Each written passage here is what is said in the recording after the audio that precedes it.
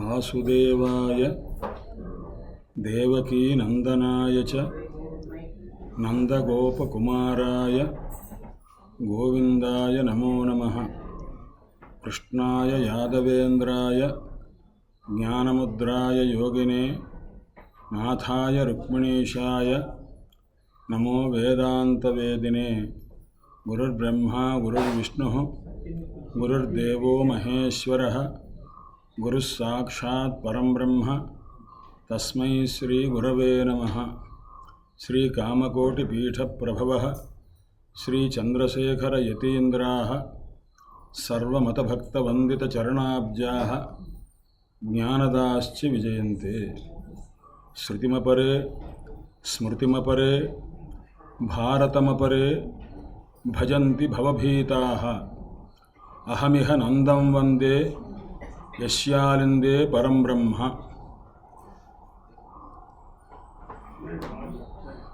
ఒక చక్కటి సత్సంగాన్ని పరమాత్మ ప్రేరణ చేత గత కొంతకాలంగా నిర్విఘ్నంగా సమయం సార్థక్యం చేసుకుంటూ 3 రోజులు జాగ్రత్తగా మనం ఆధ్యాత్మికమైన చింతన ఆ పద్ధతిలో కాలక్షేపం చేస్తున్నటువంటి ఒక సంస్థ అధ్యయన భారతి. ఈ అధ్యయన భారతిలో నేను కూడా కొంతకాలం క్రితం నుంచి కొన్ని పాఠాలు మనం కలిసి చెప్పుకోవడం ఇదంతా కూడా జరిగింది. అయితే ఈ రోజున రాసపంచాధ్యాయి అనే ఒక ప్రకరణం శ్రీమద్భాగవతంలోని దశమస్కంధంలో 29వ అధ్యాయం నుంచి 33వ అధ్యాయం దాకా ఉన్నటువంటి గ్రంథాన్ని రాసపంచాధ్యాయి అంటారు. భాగవతం మొత్తం కూడా 18,000 శ్లోకములు అని చెప్తారు. అందులో కూడా 335 అధ్యాయములు అని అధ్యాయాలు లెక్క అయితే అందులో కూడా ఈ అక్షరాలు ఎంత అంటే కూడా లెక్క పెట్టి చెప్పేశారు వాళ్ళు. మొత్తం ఒకళ్ళు అదనంగా ఒక ప్రక్షిప్తాలని శ్లోకాలు కలపకూడదు, అక్షరాలు కలపకూడదని 5,76,000 అక్షరాలు మొత్తం శ్రీమద్భాగవతంలో ఉన్న అక్షరాలు లెక్క. అలాంటి ఒక మహాసంహిత, దాని పేరు భాగవతం అనే దానికి ముందు పరమహంస సంహిత అని. పరమహంసలైన వాళ్లకు మాత్రమే హితం కలిగించే గ్రంథం ఇది. పరమహంసలంటే వేరు, హంసలంటే వేరు, శ్రీ పరమహంసలంటే వేరు. వాళ్ళ కోవలో మనం ఉండం. కానీ అలాంటి ఒక అపూర్వమైన అతి రహస్యమైన గ్రంథాన్ని బయటికి ఎలా చెప్పారంటే, ఒక ఉదారమైన బుద్ధితోటి సుఖయోగేంద్రుడు వారు గృహస్థు శాపగ్రస్తుడు అయిన పరీక్షన్ మహారాజులకు ఉపదేశం చేశారు. అలాంటి పరమహంస సంహితలో చాలా గొప్ప గ్రంథం ఎక్కడుందండి అని అడిగారు. అంతా గొప్పదే. అందులో కూడా ఒక ప్రత్యేకించి అడిగితే దశమో హరిహి అని దశమ స్కంధం చాలా గొప్పది. మొత్తం 12 స్కంధములు. 12 స్కంధముల్లో కేవలం కృష్ణ పరమాత్మ యొక్క కథా వైభవం ఉన్నటువంటి గ్రంథము దశమ స్కంధం. దశమ స్కంధంలో మొత్తం 90 అధ్యాయాలుంది. ఆ 90 అధ్యాయాల్లో కూడా కృష్ణ పరమాత్మ యొక్క బాలలీల అనేది ఒక 40 అధ్యాయాల దాకా బాలలీల కుదురుతుంది. 45 అధ్యాయాల దాకా కూడా పెడుతుంది. ఆ తర్వాత దాన్ని ఏమంటారంటే బృందావన లీల అంటారు. కృష్ణ పరమాత్మ బృందావనంలో నందగోకులంలో ఆయన ఆవిర్భవించి చేసినటువంటి లీలలు, పూతనామోక్షము, శకటాసుర భంజన, తృణావర్త భంజన, ఇలాంటి అసుర సంహారం చేసి తర్వాత గోపికలందరినీ కూడా అనుగ్రహించి వారికి రాసక్రీడా మహోత్సవాన్ని అనుగ్రహించి చేసినటువంటి గ్రంథం. ఇదంతా బృందావన లీల అంటారు. దాని తర్వాత మధురాలీల అంటారు. అంటే కంస సంహారం చేసింది అదంతా కూడా ఉన్నటువంటి గ్రంథం మధురాలీల అంటారు. ఆ మధురాలీల తర్వాత బృందావన లీల తర్వాత మధురాలీల తర్వాత ద్వారకాలీల.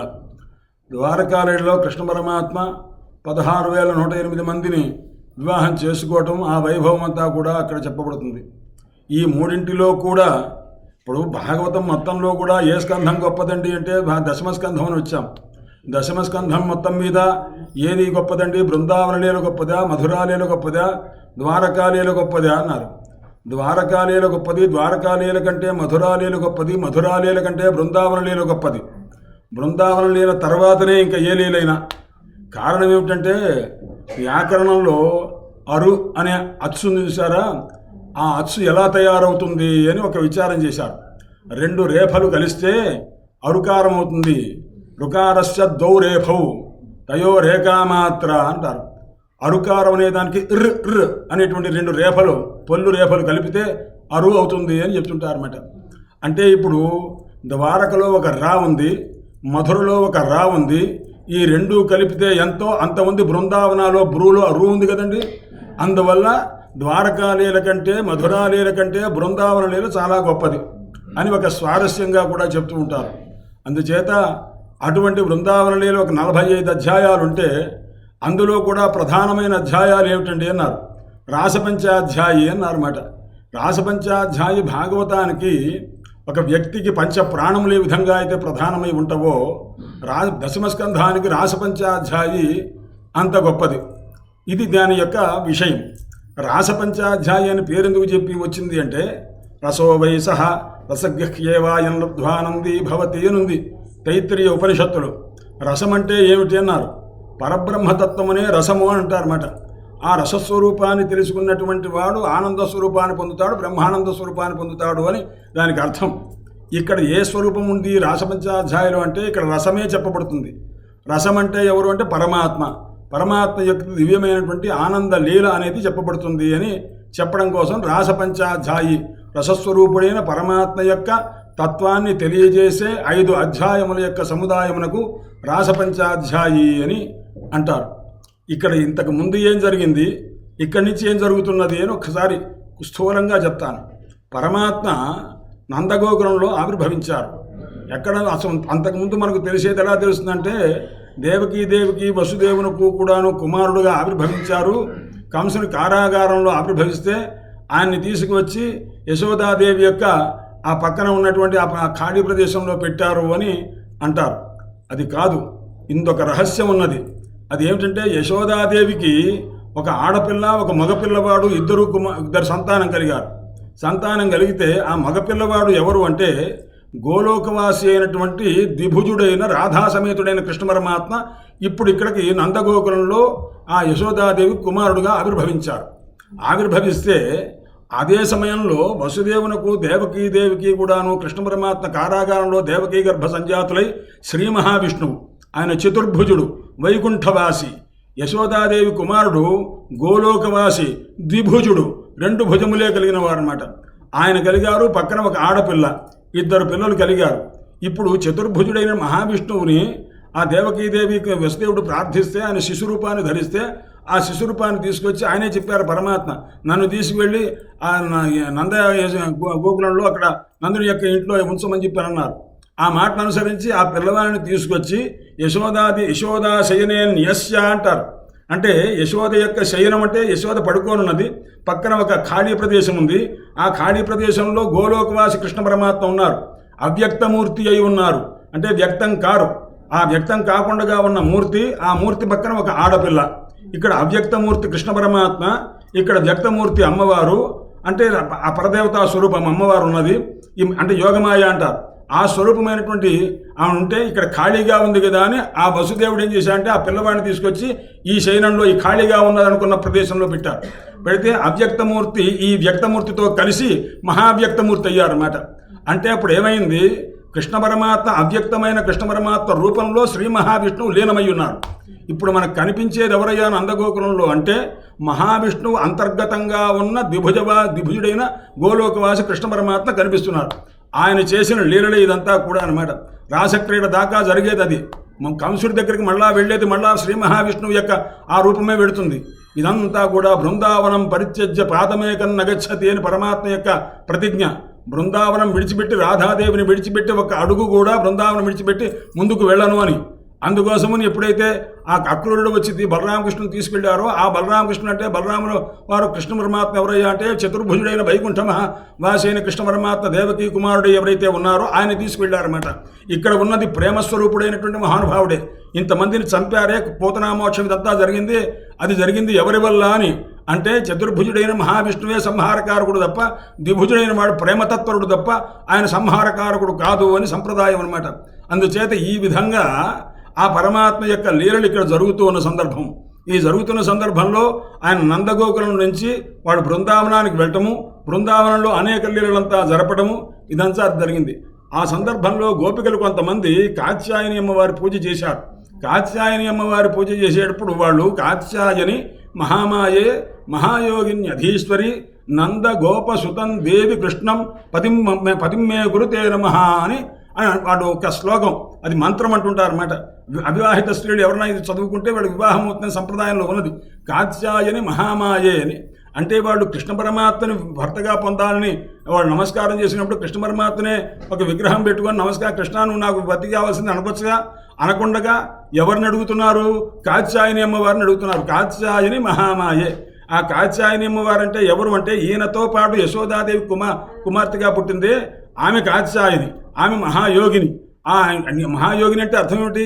ఎవరితో ఎవరికి కలయిక లేకుండా ఎంతమంది చేసినా కానీ కలయిక చేసేట్టుగా చేసే శక్తిది అనమాట. అది మహామాయా స్వరూపుడు అనమాట. కాత్యాయని అంటే కా అంటే సుఖమును బాగా విస్తారంగా చెయ్యటంలో సమర్థురాలైనది. కం సుఖం తనోతి కథ అని కథస్యాపత్యం కాత్యం, కాత్యం అయనమ్మ కాత్యాయని అంటారు అనమాట. అంటే గొప్పదైన సుఖాన్ని కలగజేసేది ఆ మహాతల్లిని కాత్యాయని. ఆమె ఎటువంటిది? మహామాయే అనమాట. అమ్మా నువ్వు మహామాయా స్వరూపిణి, మా అమ్మ నాన్న కృష్ణ పరమాత్మ చేసుకోవడానికి ఒప్పుకోకపోవచ్చేమో, నువ్వు ఏం మాయ చేస్తావో చెయ్యి, మాకు మాత్రం ఆయన భర్తగా కావాలి అని వాడు అడుగుతున్నారు మేడం. మహామాయే, నేను ఎలా చేస్తాను, మీ అమ్మ నాన్న మీరే అడగచ్చు కదా అన్నారు. లేదమ్మా మహాయోగిని. మహా అంటే ఎవరయ్యా అన్నాడు? కృష్ణ పరమాత్మ. ఆయనతో ఆ అంటే నిండుగా యోగిని కలయిక చేసేటువంటి దానికి తల్లి నువ్వు. అంటే ఎవరితో కలవలేరు అనుకుంటామో ఆ కలిగేటు చేసేటువంటి కలిసేటు చేసే శక్తి నీకు ఉన్నది కాబట్టి మహాయోగిని అధీశ్వరి అని నంద గోప సుతం దేవి పతిమ్మే కురుతే నమః. ఆ ఆనుపూర్విదండి ఆ శ్లోకం యొక్క నందగోపసుతం, నందుడైన వాడు గోపుడైన వాడు అతని గోపసుతుడు ఎవరైతే ఉంటాడో నందతి, నన్ను ఎల్లప్పుడూ ఆనందింపజేయాలి కృష్ణ పరమాత్మ. గోపసుతుడు, ఆ గోపసుతుడిని కాస్త నాకు పతిమ్మే కురు, దేవి పతిమ్మే కురు అని. దేవి అంటే అమ్మవారిని సంబోధించడం కాదు, దేవి అంటే నిత్యము ఆనందింపజేసేటువంటి వారు ఎవరైతే ఉన్నారో అటువంటి ఆయన పతిగా నాకు చేయవలసింది తే నమః నమస్కారం పెట్టారు. వాళ్ళు స్నానం చేసే సందర్భంలో వస్త్రాలు ఎప్పుడూ కూడాను వస్త్రం కట్టుకొని స్నానం చేసేవాళ్ళే. ఆ రోజున ఎందుకో అప్రయత్నంగా వస్త్రాలు కాస్త వదిలేశారు. వదిలేసిన తర్వాత నగ్నంగా స్నానం చేస్తున్నారు. చేస్తుంటే కృష్ణ పరమాత్మ వచ్చారు, ఆ వస్త్రాలు తీసుకున్నారు. ఇది మామూలు కథ కాదండి. భాగవతాన్ని చూసేటప్పుడు ఎలా చూడాలి అని 3 రకాలుగా చూడాలండి. ఒక ప్రకరణం చూసేటప్పుడు అది కావ్యం చదివినట్టు చదువు, కొన్ని ప్రకరణాలు పురాణాలు చదివినట్టు చదువు, కొన్ని ప్రకరణాలు వేదంతాలకు అర్థం తెలుసుకున్నట్టు తెలుసుకో. నీ ఇష్టం వచ్చినట్టు చదువుకోవడానికి వీలు లేదు అని చెప్పారు. ఎవరు చెప్పారు ఈ మాట? మధుసూదన సరస్వతి స్వామి వారు చెప్పారు. మధుసూదన సరస్వతి స్వామి వారు అంటే ఎవరు అన్నారు. అంటే సరస్వతీదేవి యొక్క పాండిత్యం ఎంత ఉందో, ఆమెకి ఎంత చదువు ఉందో ఎవరికి తెలుసు అయ్యా అన్నారు. ఒక్కరికి తెలుసు. ఆయన ఎవరయ్యా అన్నారు? మధుసూదన సరస్వతి స్వామి వారు. మధుసూదన సరస్వతి స్వామి వారికి ఎంత జ్ఞానం ఉందో ఎవరికి తెలుసయ్యా అన్నారు. ఒక్కరికే తెలుసు. వారెవరయ్యా అన్నారు? సరస్వతీదేవికి అనమాట. మధుసూదన సరస్వత్యా పారం వేత్తి సరస్వత్యా పారం వేత్తి మధుసూదన సరస్వతి అంటారన్నమాట. అందుకోసం ఈమె జ్ఞానం ఆయనకి తెలుసు, ఆయన జ్ఞానం ఈమెకి తెలుసు అనమాట. అంత మహానుభావుడు చెప్తారు, నాయన భాగవతం మీరు తెలుసుకునేటప్పుడు ఒక వేదార్థం చదువుకునే సన్నివేశాలు కొన్నుంటవి, అలాగే పురాణముల యొక్క సన్నివేశాలు కొన్నుంటవి, కావ్య సన్నివేశాలు కొన్నుంటవి. ఇంతకీ ఈ రాసపంచాధ్యాయులో ఎవరు చెప్తున్నారు జాగ్రత్తగా గ్రహించండి. అంటే ఎవరు చెప్తున్నారు, ఎవరికి చెప్తున్నారు, ఎవరు వింటున్నాం మనం ఇప్పుడు తెలుసుకునేది అనమాట. పరీక్షన్ మహారాజుకి 7 రోజుల్లో సర్పం చేత కాటు వేయబడతాడు, తక్షక సర్పం చేత అని శాపింపబడ్డవాడు. ఆ మహానుభావుడికి ఏం చేశారు? కూర్చోబెట్టి ఆయనకి చెప్తున్నారు. ఏది? రాసపంచాధ్యాయి అంటే గోపికలతోటి కృష్ణ పరమాత్మ యొక్క క్రీడారూపమైనటువంటి ఒక కథ చెప్తున్నారే. ఇలా చెప్పడం అనేటువంటిది కుదురుతుందా? చెప్పేవారు ఎవరు? సుఖయోగింద్రుడు వారు. సుఖయోగీంద్రుల వారు ఎటువంటి వారు? ఆ పిల్లవాడు ఆయన పుట్టగానే వెళ్ళిపోతూ ఉంటే, సన్యాసం తీసుకున్నట్టుగా వెళ్ళిపోతూ ఉంటే వేదవ్యాసుల వారు వెంటబడి నాయన సుఖయోగీంద్ర అని పిలుస్తుంటే పుత్రా ఇది తన్మయతయా తరవోభినేదు, నాయన నువ్వు నా కుమారుడిగా ఉన్నావు కదా, వివాహం చేసుకోవాలి, వంశం కాస్త ఉద్ధరించాలి, ఇలాంటివన్నీ ఏదో చెప్పబోతున్నారు అన్నమాట. చెప్పబోతుంటే ఆయనకి తాను ఉపదేశం చేయడం, తండ్రికి కొడుకు ఉపదేశం చేయడం భావ్యం కాదని ఆ మహానుభావుడు చెట్ల చేత వేదవ్యాసుల వారికి ఉపదేశం చేయించారట. ఏం ఉపదేశం చేయించారు? అక్కడికి వెళుతూ ఉంటే ఈయన పుత్రేతి తన్మయత పుత్ర అంటున్నారు ఆయన. అంటుంటే అదంతా అరణ్యంలో రీసౌండ్ ఇచ్చానమాట, ప్రతిధ్వనించింది. అది ఎలా వచ్చింది? పుత్ర అంటున్నారన్నమాట. అదేమిటి, నేను నా పుత్రుడిని పుత్ర అంటుంటే మీరంటున్నారు ఏంటున్నారు? ఈ జన్మలో నీకు ఈయన పుత్రుడై ఉంటాడు, ఒక జన్మలో నాకు పుత్రుడు అయి ఉండవచ్చు కదా నాయన, ఎందుకు ఈ పుత్రభ్రాంతి అని వాళ్ళు చెప్పారట. అంటే తండ్రి గారికి ఆ పుత్రభ్రాంతిని పోగొట్టడం ద్వారా ఆ చెట్లలో తాను ప్రవేశించి చెట్ల ద్వారా తండ్రికి ఉపదేశం చేయించారు. ఇంత విరక్తుడైనటువంటి మహానుభావుడు ఇప్పుడు కృష్ణ పరమాత్మ యొక్క కథ చెప్తూ అందులో శృంగార కథ అనేటువంటి చెప్తున్నారు అని అనుకుంటే అది పెద్ద భ్రాంతి సుమ. శృంగార కథాపదేశేన శ్రీధర స్వామి వారు భాగవతానికి వ్యాఖ్యానం రాశారు. ఎంతమందో రాసి ఉంటారు, కానీ శ్రీధర స్వామి వారిలాగా భాగవత వ్యాఖ్యానం చేసిన వారు లేనే లేరు. భాగవతం ఎంతమందికి తెలుసయ్యా అని లెక్క పెట్టమన్నారు. వ్యాసో వేత్తి, వ్యాసుల వారికి తెలుసు, ఎందుకంటే రాశారు కాబట్టి ఆయనకు తెలుసు అని అనుకోవాలి ఖచ్చితంగా. సుఖో వేత్తి, ఆయనంతా చదువుకుని రాసిన తర్వాత ఇది ఎవరికి చెప్తే బాగుంటుందయ్యా అంటే నివృత్తి నిరతుడైనటువంటి వాడు, అంటే నివృత్తి మార్గంలో మిక్కిలి ఆసక్తి కలిగినటువంటి వాడు, వైరాగ్య సంపత్తి గలవాడు, జ్ఞాన సంపత్తి గలవాడు, అటువంటి బోధ సంపత్తి కలిగిన వాడు కాబట్టి కుమారుడికి మాత్రమే చెప్పారన్నమాట. అందువల్ల అటువంటి ఆ వ్యాసోవేత్తి తర్వాత చదువుకున్నటువంటి కుమారుడు ఉన్నాడే ఆయన గొప్పవాడు, తండ్రి కంటే గొప్పవాడు అన్నాడు. ఖచ్చితంగా తండ్రి కంటే గొప్పవాడండి. ఎందుకో తెలుసునా అండి, పరీక్షణ్ మహారాజుకి శాపం ఉంటే అప్పుడు ఋషులందరూ వచ్చి కూర్చుంటే ఆయన అడిగారు. వేదవ్యాసులు వారు వచ్చారు, నారదులు వారు వచ్చారు, అనేక మంది ఋషులంతా వచ్చి కూర్చుంటున్నాగా అడిగారు, అయ్యా చనిపోయేవాడు ఏం చేస్తే కృతార్థుడవుతాడు, మానవుడు అన్నవాడు ఎప్పుడు ఏం చేస్తే కృతార్థుడవుతాడు? ఈ రెండు ప్రశ్నలకు సమాధానం చెప్పమన్నారు. చనిపోయేవాడికి వెంటనే 7 రోజుల్లో చనిపోయేవాడికి ఏం చేస్తే కృతార్థుడవుతాడో చెప్పండి అంటే ఎవరెవరో ఒక్కొక్క రీతిగా చెప్తారు. వేదవ్యాసుల వారు కూడా ఉన్నారు, కానీ వారు కూడా ఇలా చేయనాయన భాగవతం వల్లానికి చెప్పలేదు. ఎందుకు చెప్పలేదయ్యా అన్నారు. చెప్పడానికి అవకాశం లేకుండా చేసిన ఒక అంతర్యామి ఉన్నారు, వారెవరు? కృష్ణ పరమాత్మ అన్నమాట. అందువల్ల ఆయన ఏం చేశారు, ఈ సుఖయోగీంద్రుల వారు ఇక్కడికి రావటానికి ముందు గోలోకంలో ఉన్నారు, రాధా సమేతుడైన కృష్ణ పరమాత్మ దగ్గర ఉన్నారట. ఉన్నప్పుడు అప్పుడు చెప్పారట, ఏమన్నా నాయన మా కురువంశస్థుడైనటువంటి వాడు ఒక పిల్లవాడు ఉన్నాడు, అతను శాపగ్రస్తుడై ఉన్నాడు, అతనికి నువ్వు వెళ్ళి భాగవతం వినిపించు అన్నారు. సుఖయోగీంద్రుల వారు 7 నిమిషముల కంటే 8వ నిమిషం ఒక ఇంట్లో కానీ ఒక ప్రదేశంలో ఉండరు. ఎందుకంటే గోదోహన స్థాయి అంటే ఆవు పాలు పెతకడానికి ఎంత సమయం పడుతుందో అంత సమయం మాత్రమే ఒక చోట ఉంటారు తప్ప అంతకంటే ఒక క్షణం ఉండరు. ఎందుకంటే ఆ దేశాభిమానం కలుగుతుంది, ఈ దేశం బాగుంది అని అక్కడ ఉండాలని అనిపిస్తుంది. ఆ మమకారము ఆ వాంఛ లేకుండా చేసుకోవాలనే ఉద్దేశం చేత అక్కడి నుంచి వెంటనే వెళ్ళిపోతుంటారు. అలాంటి మహానుభావుడు 7 రోజుల పాటు ఉండి కథ చెప్పాలి అంటే అది ఎవరి శక్తి అండి అది? అందువల్ల పరమ కర్తం అకర్తం అన్యథాకర్తం సయేవ సమర్థ. చేయాలనుకున్నా, చేయకూడదనుకున్నా, ఇంకో రకంగా చేయాలనుకున్నా అదే ఆయనే సమర్థుడు. కాబట్టి ఆ మహానుభావుడు యొక్క ప్రేరణ చేత ఆయన చెప్పారు, పరీక్షణ్ మహారాజుకి భాగవతాన్ని ఉపదేశం చేయవలసిందే అన్నారు. ఇలా అంటుంటే అప్పుడు సరేనండి అని చెప్పి గురువు గారి దగ్గరికి వెళ్ళాడు సుఖయోగీంద్రుడు వారు. కృష్ణ పరమాత్మ గురువు గారు కాదు, సుఖయోగీంద్రుడు వారి యొక్క గురువు గారు రాధాదేవి. రాధాదేవి దగ్గర ఎందుకంటే ఆయన కూర్చోబెట్టి సువర్ణ పంజరంలో కూర్చోబెట్టి సుఖయోగీంద్రుడు శుకుల వారికి చిలుక రూపంగా ఉంటే కృష్ణ మంత్రాన్ని ఉపదేశం చేసింది. అందువల్ల ఆ మంత్రోపదేశం చేసిన రాధాదేవికి నమస్కారం చేసుకొని, అమ్మా నేను వెళ్ళొస్తాను, గురువుగారు ఈ రకంగా నాన్నగారు ఈ రకంగా చెప్పారన్నారు. నాయన నీకొక్క విషయం చెప్తున్నా, నువ్వు భాగవతం చెప్పు, భాగవతంలో ఎక్కడైనా సందర్భం వచ్చినా నా పేరు కానీ నా చెలికత్తెల పేర్లు కానీ రాకుండగా చెప్పు అన్నారు. ఇది చెప్పిన మాట.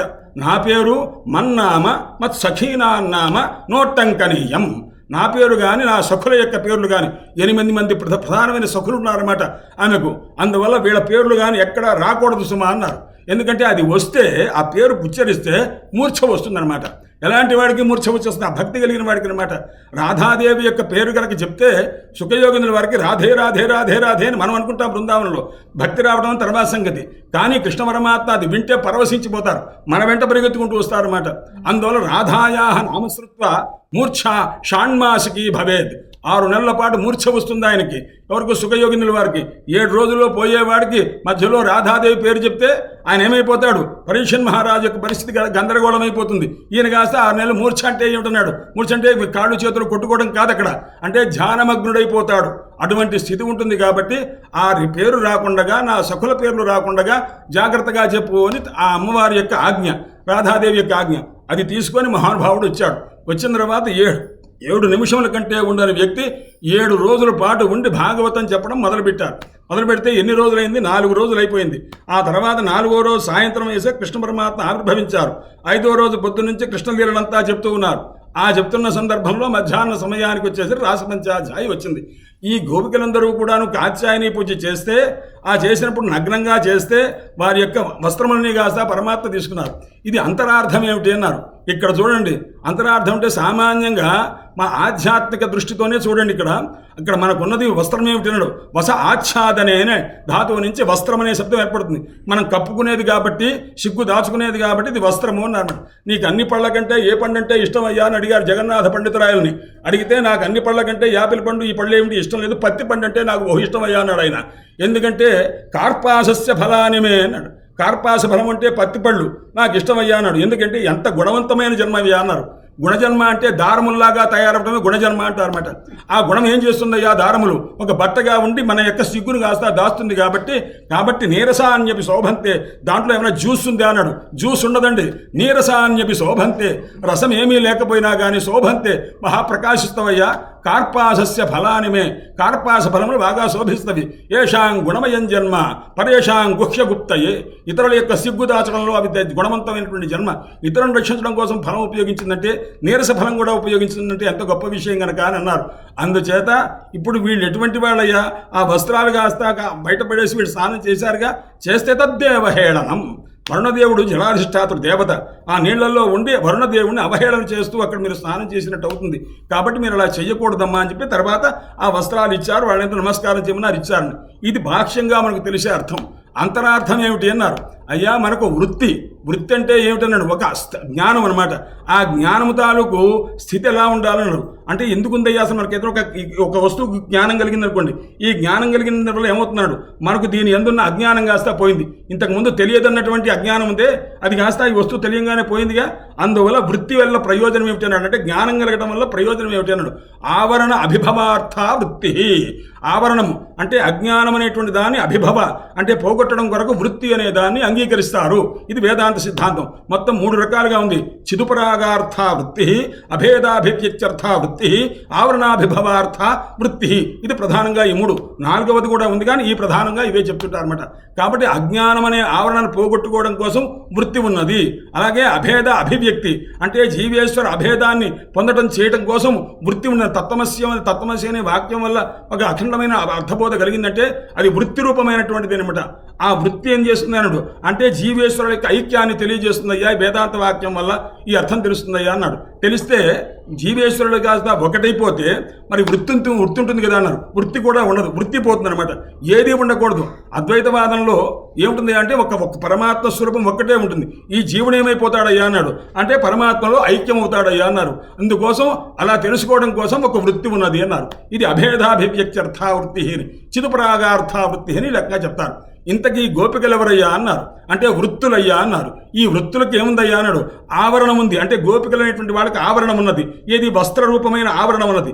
ఈ ఆవరణ అనేటువంటిది లేకుండా చేస్తే అజ్ఞానం అనేటువంటి ఆవరణ ఏదైతే ఉందో దాన్ని పోగొట్టడం కొరకు ఆ పరమాత్మ ఏం చేశారు అంటే వసన రూపమైనటువంటి అజ్ఞానం అనేటటువంటి వృత్తిని కాస్త, అజ్ఞానమైన దాన్ని కాస్త పోగొట్టారు. అభిభవం చేశారు, దాన్ని పోగొట్టేశారు. ఆవరణ అభిభవ, ఆవరణాన్ని కాస్త తీసిపారేశారు. అందుకోసం వృత్తి అంటారు. కాబట్టి గోపికలు అంటే ఎటువంటి వాళ్ళయ్యా అన్నారు. ఋషి గోపికలు, ముని గోపికలు, స్మృతి గోపికలు, శృతి గోపికలు, పురాణ గోపికలు, ఇలా అనేక రకములుగా గోపికలు ఉన్నారు. ఇది మొత్తం ఎక్కడ చెప్తారు అంటే మహానుభావుడు గర్గ సంహితలో గర్గాచార్యుల వారు చెప్పారు. ఇదంతా ఎంతమంది గోపికలు ఉన్నారంటే లెక్క వేస్తే మనకు తెలిసి మాత్రం 3 కోట్ల మంది ఉన్నారు. 300 కోట్ల మంది ఉన్నారు గోపికలు. 300 కోట్ల మంది గోపికలకి 300 కోట్ల మంది కృష్ణ పరమాత్మలు తయారయ్యి 600 కోట్ల మంది కలిసి యమునా తీరంలో రాసక్రీడ చేయటం అనేటువంటిది ఇక్కడ రాసపంచాధ్యాయలో ప్రధాన సన్నివేశం. ఈ రాసపంచాధ్యాయలో కూడా ఏ అధ్యాయం గొప్పదండి అని అడిగారు. తగ్గించుకుంటూ వస్తే అడుగుతారుగా. అయితే ఎంత అన్నారు. అయితే రాసపంచాధ్యాయంలో కూడా 3వ అధ్యాయం గొప్పదండి అన్నారు. 3వ అధ్యాయంలో కూడా ఎన్ని శ్లోకాలు ఉన్నది అన్నారు. ఎన్ని శ్లోకాలు అంటే ఒక 17-19 శ్లోకాలు ఉన్నది అన్నారు. అందులో కూడా ఎన్ని శ్లోకాలు గొప్పవండి అన్నారు. 3 శ్లోకాలు గొప్పవండి అన్నారు. అందులో కూడా ఎన్ని శ్లోకాలు గొప్ప, ఏ శ్లోకం గొప్పదండి అన్నారు. ఒక శ్లోకం గొప్పదని ఇట్లా సంకోచం చేస్తూ చెప్పారన్నమాట. అంత గొప్పది. అయితే ఇది ఏం చేస్తుంది, చివరికి ఈ కాత్యాయని పూజ చేసిన తర్వాత వాళ్ళు పరమాత్మని క్షమాపణ వేడుకున్నారు. స్వామి తప్పు చేశాం, మమ్మల్ని మన్నించవలసింది, మా వస్త్రములు మాకు ఇప్పించవలసింది అన్నారు. అంటే స్వామివారు ఆ వస్త్రాలు ఇచ్చారు. అంటే పరమాత్మ దర్శనం చేత, పరమాత్మ ఉపదేశం చేత వాడికి ఆవరణ భంగం అయిపోయింది. అంటే అజ్ఞానం అనే ఆవరణ వాళ్ళకి తొలగిపోయింది. అంటే ఇప్పుడు వాళ్ళు ఎటువంటి వారై ఉన్నారయ్య అంటే కృష్ణ పరమాత్మ యందే తాదాత్మ్యం కలిగినటువంటి వృత్తి రూపమైన స్థితి. అంటే వృత్తి అంటే జ్ఞానం, ఆ జ్ఞాన రూపమైనటువంటి స్థితి కలిగిన వాళ్ళై ఉన్నారు. ఇది ఒక అంతరార్థం. ఇది అయిన తర్వాత పరమాత్మ అప్పుడు అన్నారు, మీరు జాగ్రత్తగా ఈ వ్రతం చేశారు కాబట్టి వ్రతభంగం కలగకూడదని మీకు ఈ వస్త్రాలతోనే మీరు స్నానం చేయాలి తప్ప ఇలా చేయకూడదు అని చెప్పి అనుగ్రహించి వారు అంతర్ధానం అయ్యారు. అప్పుడు ఒక ప్రశ్న వేశారు. భాగవతం అంటే ఎలా ఉంటుందంటే విద్యావతాం భాగవతే పరీక్ష అని. పరీక్ష ఎక్కడయ్యా అన్నాడు. విద్వాంసుడు అన్నవాడిని చాలా బాగా చదువుకున్నానయ్యా అని ఎవడైతే అనుకుంటాడో వాడికి ఎక్కడ పరీక్ష అంటే పరీక్ష. అలాగే ధనంజయే హాటకసం పరీక్ష, బంగారాన్ని ఎక్కడయా బాగా పరీక్షించేదన్నాడు. అగ్నిలో పడేస్తే అందులో నకిలీ ఉందా లేదా తెలిసిపోతుందన్నమాట. అలాగే మహారణే శస్త్రభృతాం పరీక్ష, బాగా యుద్ధం వచ్చేసే సందర్భంలో వీపు చూపించకుండా గుండె చూపించి ఎవరైతే పోరాడతాడో అది వీరునికి పరీక్ష అనమాట.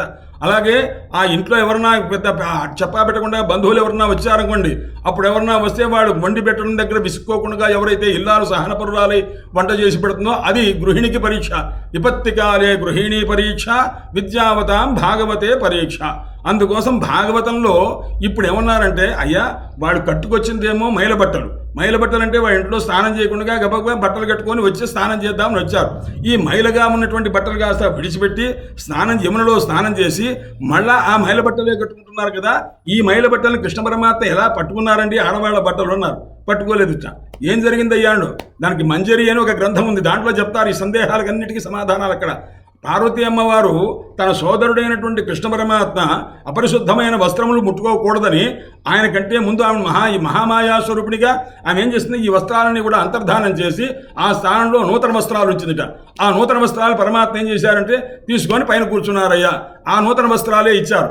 ఆ నూతన వస్త్రాలంటే ఏమిటి అంటే మాయని కాస్త ఆవరణం అనే దాన్ని కాస్త తీసేసింది ఎవరు? మహామాయా స్వరూపిణి అమ్మవారు తీసేసింది. ఇప్పుడు ఏముంది? ఒక దివ్యమైనటువంటి జ్ఞానానుకూలమైనటువంటి వస్త్రాలు ఉంచింది. ఆ వస్త్రాలు పరమాత్మ వాళ్ళకి మళ్ళీ తిరిగి ఇచ్చారు. అంటే వాళ్ళు ఏమై ఉన్నారు? కృష్ణ పరమాత్మ ఎంతో ధ్యానమగ్నమైనటువంటి ఒక వృత్తి కలిగిన వారై ఉన్నారు. ఇది పరిస్థితి అన్నమాట. ఇలాంటి సందర్భంలో పరమాత్మ ఏమన్నారంటే మయేమా రంస్య దక్షపాహ అంటారు. కాబట్టి అమ్మ, మీరు అనుకున్నట్టుగా నన్ను భర్తగా పొందాలనుకుంటున్నారుగా, అలాంటి స్థితి మీకు అనుగ్రహిస్తున్నాను నేను అని చెప్పి నాతో అనేక రాత్రులు మీరు గడుపుతారు అని అన్నారు. ఇక్కడ అన్నమాట అనేక ఇమాహ అంటే అనేక రాత్రులు గడుపుతారన్నారు. కానీ పరమాత్మ ఒకే ఒక్క రాత్రి రాసక్రీడ జరిపారు.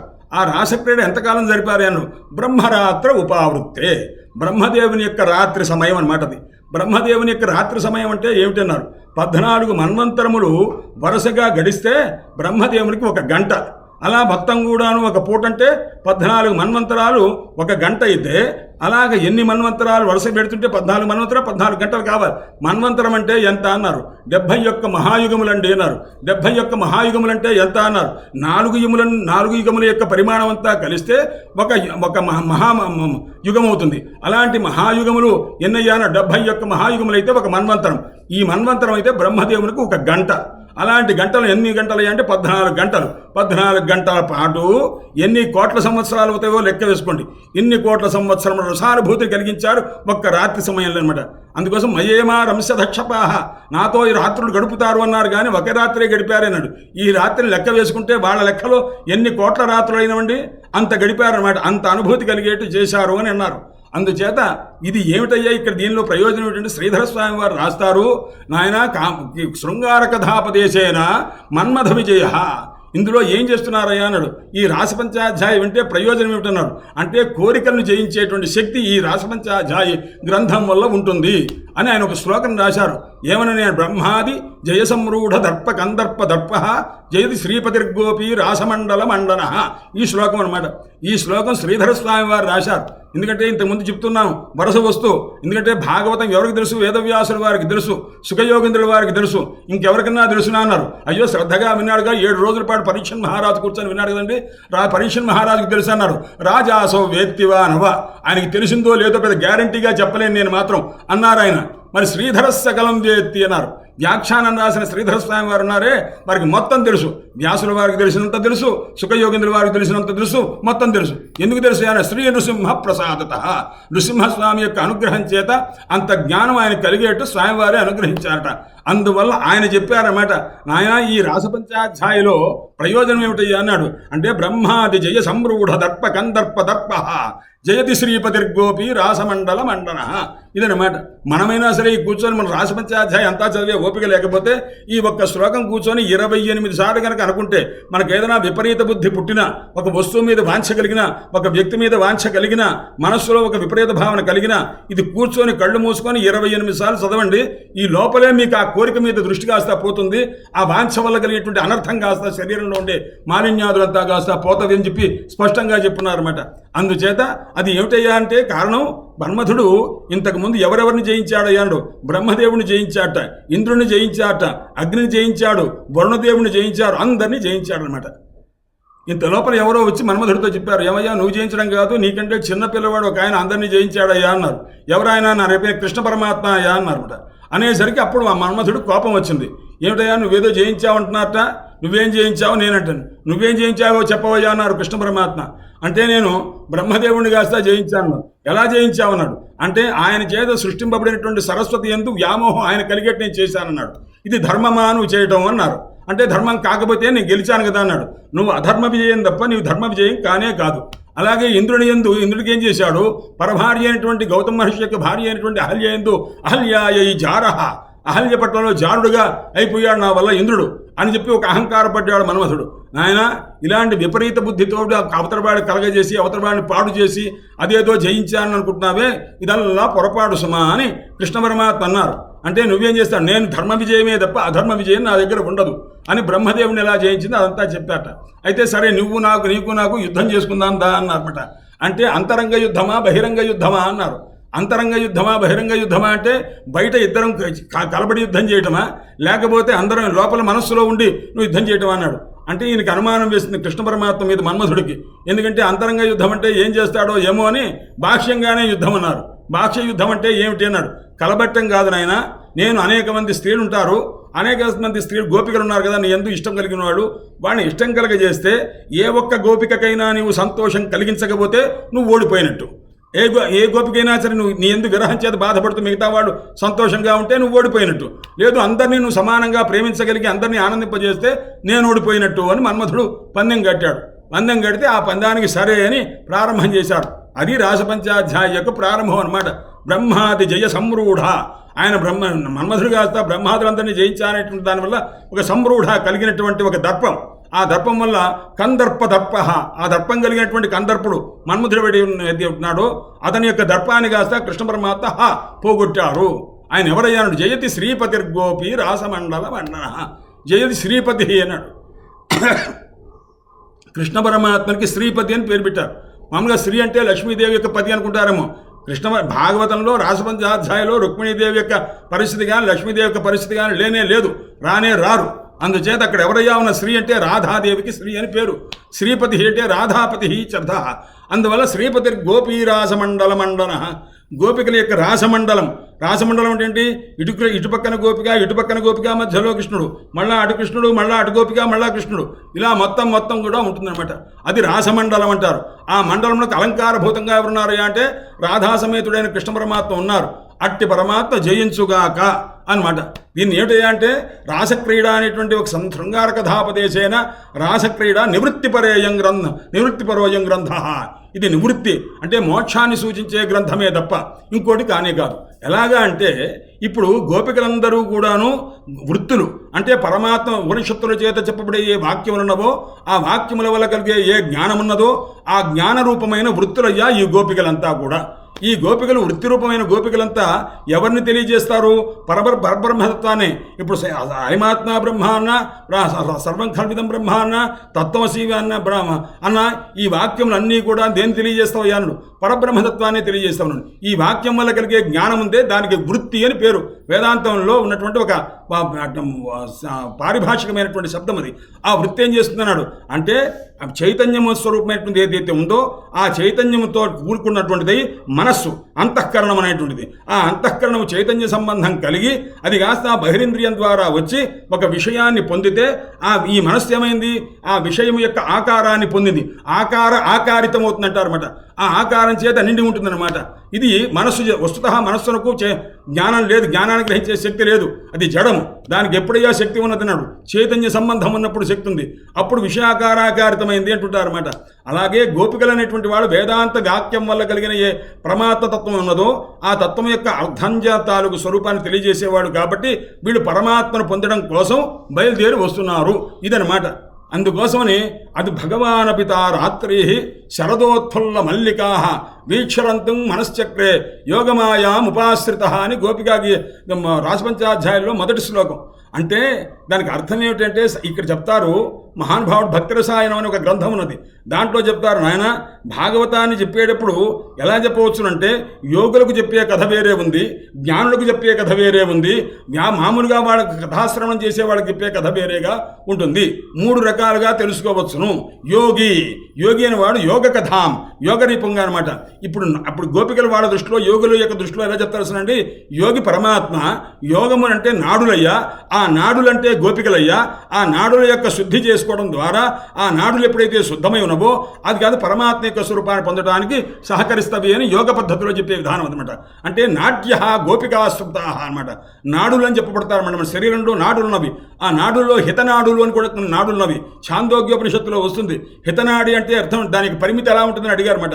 ఒక వెంట్రుక ఉందనుకోండి, ఆ వెంట్రుకను నిలబెట్టండి, కనిపిస్తే మన సన్నగా కనిపిస్తున్నాడు, కనిపించకుండా ఉంటుంది. దాన్ని నిలువుగా 100 చీల్చండి, 100 రాగా చీల్చండి, అంటే 100 భాగాలు చేయండి. ఒక వెంట్రుకే కనిపించదే, ఆ నిలువుగా ఉన్న దాన్ని నిలువుగా చీల్చడానికి 100 భాగాలు చేస్తే ఆ 100 భాగాల్లో ఎంత సన్నగా ఉంటావో అంత సన్నగా ఉండే నాడులు ఉంటవి. మనలో హితనాడులను ఉంటావిట.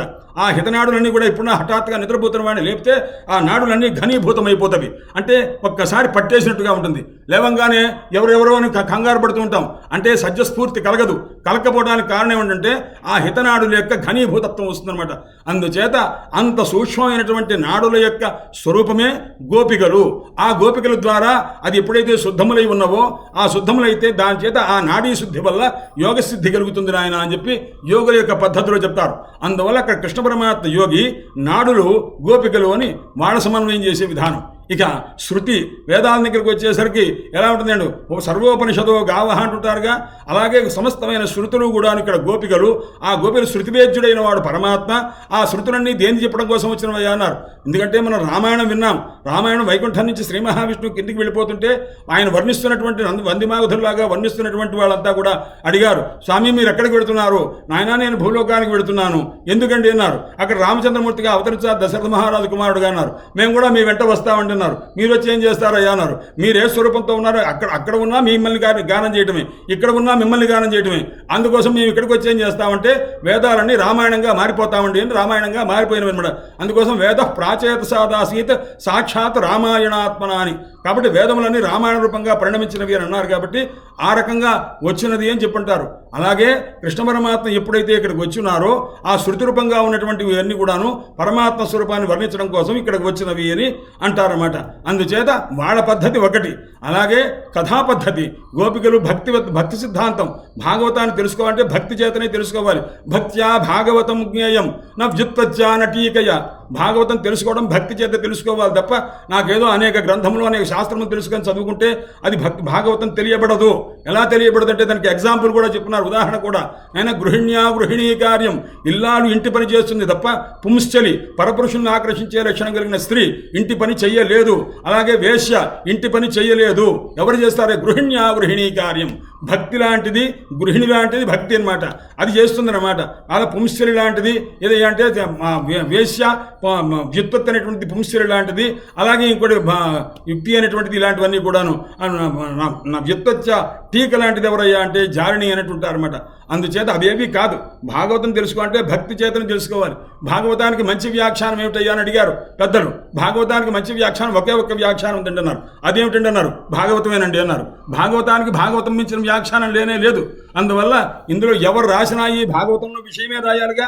అందుకోసం భాగవతాన్ని చదివితే మాకు ఒక ఆచార్యులు గారు ఉండేవారు అక్కడ విశాఖపట్నంలో, ఆయన అపరాచార్యులు గారిని. ఆయన ఉండేవారు అనమాట. అయ్యా భాగవతం అనుకున్నా కాస్త బాగా పలికేశారు. భాగవతం అంటుంటారు అనమాట. అంటే భాగవతం అంటేనే భాగవతం అని అర్థం వస్తున్నది కదా, కాబట్టి చదివితే ఇంకెంత భాగవతమే జాగ్రత్తగా చదువుకుంటారా అని అంటుంటారు అనమాట. అందుచేత అటువంటి గొప్పదైనటువంటి గ్రంథంలో ఈ రాసపంచాధ్యాయ చెప్పేటప్పుడు భగవాన్ పిత రాత్రి శరదోత్ఫుల్ల మల్లికా వీక్షరంతం మనశ్చక్రే యోగమాయాముపాశ్రిత. యోగమాయను కలుపుకొని బయలుదేరుతున్నారు ఆయన. ఎందుకంటే గోపికలందరినీ సంతోషపెట్టాలంటే ఆయన వాగ్దానం చేశారుగా. కాత్యాయని పూజ చేసినప్పుడు పరమాత్మనే భర్తగా పొందాలని వాళ్ళు అనుకుంటే, అమ్మా మీతో నేను రమిస్తాను, మిమ్మల్ని అనేక రాత్రులు మిమ్మల్ని ఆనందింపజేస్తాను అన్నారు. కాబట్టి వాళ్ళని కాస్త ఆకర్షించాలి. అందుకోసం పరమాత్మ ఏం చేశారంటే ఒక్కసారి వేణుగానం చేశారయ్యా అన్నారు. అది ఎలాంటిది? శరత్పూర్ణిమ అనేసరికి శరత్కాలంలో ఎక్కడన్నా మల్లెపూలు ఉంటాయిటండి? ఉండవు. సామాన్యంగా ఉన్నట్టేదో కల్తీగా ఉందని ఎలాగోలా బలాత్కారంగా పెంచిందే తప్ప వాస్తవంగా ఉండదు. కానీ పరమాత్మ ఎప్పుడైతే వేణుగానం చేయడానికి రాసక్రీడ చేయడానికి వచ్చారో అప్పుడు వెంటనే భగవాన్ పిత రాత్రి శరద ఉత్ఫుల్ల మల్లికా, శరత్కాలంలో వికసించిన మల్లికలు అన్నారు. అనేక పుష్పములు ఉంటే మల్లికనే ఎందుకు పెట్టుకున్నారండి అన్నారు. ఆ పుష్పం పేరేమిటండి అన్నారు, మల్లిక అన్నారు. అంటే మల్ల అంటే యోధుడు అని అర్థం అనమాట. పుష్పాలలో యోధుడు ఎవరయ్యా అన్నారు. అంటే మంచి దిట్టంగా ఉంటుంది అనమాట, గట్టిగా ఉంటుంది, అంతే తప్ప ఊడిపోతున్నట్టుగా ఉండదు అనమాట. అది మల్లం అంటే యోధుడు అనమాట. మల్లిక అంటే స్త్రీలలో ఒక యోధురాలు అనమాట ఆ పుష్పం అనమాట. అటువంటి మల్లికతో కూడుకున్న అంటే మల్లె పుష్పం యొక్క ఆ సౌగంధంతో కూడుకున్నటువంటి రాత్రులు అవి. అందుకని భగవాన్ అంత ఆడవాళ్లే. అక్కడ ఉన్నది ఎవరయ్యా అని ఒక పరమాత్మ మాత్రమే ఉంటారు. భగవాన్ పిత రాత్రి అనేది స్త్రీలింగం అనమాట. శరదోత్ఫుల్ల మల్లికా స్త్రీలండి. అలాగే ఇక్కడ పిలిచేది ఎవరినయ్యా అన్నారు, గోపికల్ని. కలిసి ఉండేది ఎవరితోనయ్యా అన్నారు, గోపికలతోటి. అలాంటిది ఉన్నది ఎవరయ్యా అన్నారు, ఒక్కడే పరమాత్మ. వీళ్ళంతా ఎవరయ్యా? ఉపనిషత్తులు. ఈ ఉపనిషత్తులని ఎవరు తెలియజేస్తావయ్యాను? ఉపనిషత్తు అనే శబ్దం సంస్కృతంలో స్త్రీలింగ శబ్దం. ఉపనిషత్ వేద్యుడు ఎవరయ్యా అన్నారు, పరమాత్మ. ఆయన ఒక్కరేనండి అన్నారు అనమాట. అందులో భగవాన్ పిత రాత్రి శరదోత్ఫుల్ల మల్లికా వీక్షరంతం మనశ్చక్రే. ఈయన ఏమైనా సంతోషపడ్డారా అన్నారు. అంటే ఈయన రాలేదుటండి. ఈయన ఏం చేశాడు, ఒక మనస్సును పంపించాట. మనస్సు అంటే ఎవరే అన్నాడు అంటే న్యూట్రల్ జెండర్ అనమాట. అది నపుంసకలింగ శబ్దం మనస్సు అనమాట. మనస్సును పంపించాట పరమాత్మ, తాను వెళ్ళలేదు అనమాట. ఆ రకంగా వీక్షరంతం మనశ్చక్రే. అలా ఎలా చేశారండి అన్నారు. యోగమాయాముపాశ్రిత, ఆమె కూడా స్త్రీ అనమాట. యోగమాయ. దీనికి యోగమాయ అంటే అర్థం ఏమిటండి అన్నారు. యోగమాయ అన్నాడు. మాయ అంటే అర్థం ఏంటి? యామా సామాయ. ఏదైతే లేదో దాన్ని మాయా అంటారన్నమాట. అనమాట నన్ను మాయ చేశాడు అంటుంటారు విచారుడు. యామా సామాయ అన్నట్టు. ఏదైతే లేదో అవిద్యమానస్యైవ ఆక్ష మాయేతి అని భగవత్పాద శంకరులు చెప్తారు. నాయన లేని వస్తువుని ఏదైతే ఉన్నదనుకుంటున్నారో అదే నాయన మాయా అన్నారన్నమాట. అవిద్యమానస్య లేని దాని యొక్క ఆక్ష పేరే మాయా అంటారన్నమాట. యామా ఏది లేదు అది మాయా కదండి. ఇప్పుడు యోగమాయ అంటే అర్థం ఏంటండి? యోగాయ మాయా యోగమాయ. యోగ అంటే గోపికలతోటి పరమాత్మకు యోగము సంబంధం కలగజేయడం కోసం ఆయన ఏం చేశారంటే ఆ యోగమాయను ఆశ్రయించున్నారు. అంటే యోగమాయాముపాశ్రిత. ఆమెతో చెప్పారమ్మా వాళ్ళని పిలవాలి అని చెప్పి అనుకున్నారట. ఇది అన్నమాట జరిగింది. ఈ సందర్భంలో పరమాత్మ ఏం చేశారంటే కలంజగౌ వామదృశాం మనోహరం అన్నారు. ఒక్కసారి వేణుగానం చేశారండి. వేణుగానం చేయటం అంటే ఎలా చేశారంటే కలంజగౌ అన్నాడు. కలం అంటే మనోహరంగా అనమాట. అంటే సుఖం కలిగేట్టుగా వినేవాడికి ఆహా ఎంత బాగుంది అన్నట్టుగా చెప్తే అది కలం అంటారు సంస్కృతంలో. ఇది కాకుండా మంత్రశాస్త్రంలో ఏమంటారంటే కకారము లకారం కలిసిన బీజాక్షరం ఏమిటండి అన్నారు, క్లీం అనమాట. ఈ క్లీం అంటే ఏ బీజం అయ్యాడు? కామరాజు బీజం అనమాట, మన్మథ బీజం అనమాట. కాబట్టి ఆడవాళ్ళందరినీ ఎప్పుడైతే తీసుకొని తన దగ్గరికి రావాలని చేయాలంటే ఆయన ఏం చేశారు? వేణువుని తీసుకున్నారు, వేణుగానం చేశారు. ఎలా? కలంజగౌ వామదృశాం మనోహరం. వామదృశాం అంటే స్త్రీలకు గోపికలకు మనోహరం, వాళ్ళ మనస్సును ఆకర్షించే రీతిగా ఉండే ఒక దివ్యమైనటువంటి గానం చేశారయా, వేణుగానం చేశారన్నారు. ఈ వేణువు ఎవరండి అన్నారండి. పరమేశ్వరుడు అండి. అంటే వంశికా హి సదాశివ ఉపనిషత్తులు ఉందన్నమాట. అంటే పరమాత్మ యొక్క వేణువుగా తయారైంది ఎవరయ్యా అన్నారు? పరమేశ్వరుడు. పరమేశ్వరుడు వేణువుగా తయారయ్యాడు. పరమేశ్వరుడు వేణువుగా తయారైతే ఆయన శత్రువు ఎవరండి అన్నాడు? మన్మథుడు. ఆ మన్మథ బీజంతో ఈ వేణువు ద్వారా గోపికలకి ఆ వినిపించేట్టు ఆయన గానం చేశారట. వీళ్ళిద్దరికి అసలు పడనే పడదే. ఏమండే వాడి బీజాక్షరం పెడితే నేను పలకనండి అని ఈయన ఊరుకోవచ్చుగా, ఊరుకోలేదుగా.